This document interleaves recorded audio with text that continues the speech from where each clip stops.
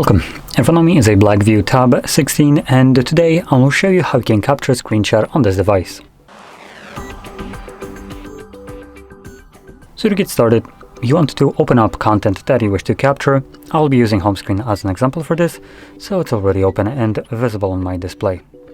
From there, once your content is prepped, meaning visible on your screen, all you need to do is hold your power button and volume down at the same time.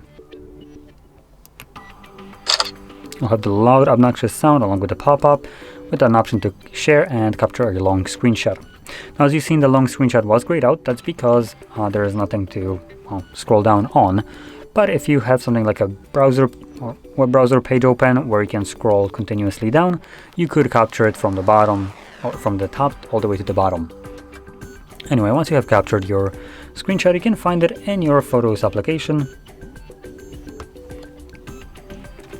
and it will be visible under Photos tab right here as the newest one, assuming you have just captured it.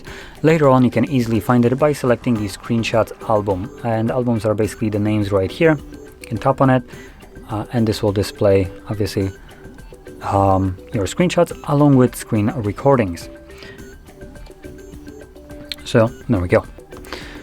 Now, if you found this very helpful, don't forget to hit like, subscribe, and thanks for watching.